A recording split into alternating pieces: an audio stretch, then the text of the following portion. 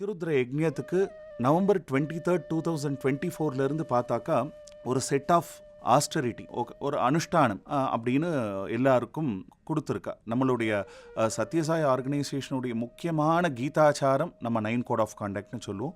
அதில் இந்த அதிருத்ரத்தில் பார்ட்டிசிபேட் பண்ண போகிற ரித்விக்ஸ் கிட்டத்தட்ட 160 பேர். அத்தனை பேரும் காலையில் 5 மணிக்கு எழுந்துச்சு அவளுடைய பர்சனல் ஒர்க்ஸ் எல்லாம் முடிச்சுட்டு ஓம்காரம், சுப்ரபாதம், முக்கியமா திரிகால சந்தியாவந்தனம், காயத்ரி ஜபம் இதெல்லாம் கம்பல்சரி பண்ணணும்.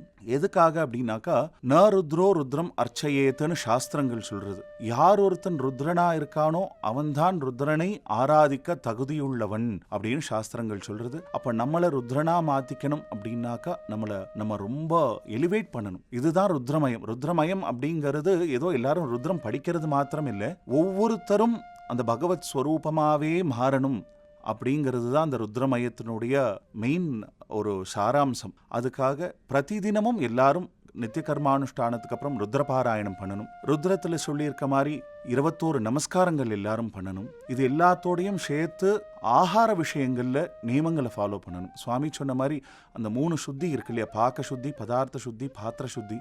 இது எங்க நமக்கு 3மே கிடைக்கும்னாக்கா நம்ம வீட்டு சமையல்லையும் பகவானோட பிரசாதத்திலையும் தான் கிடைக்கும்.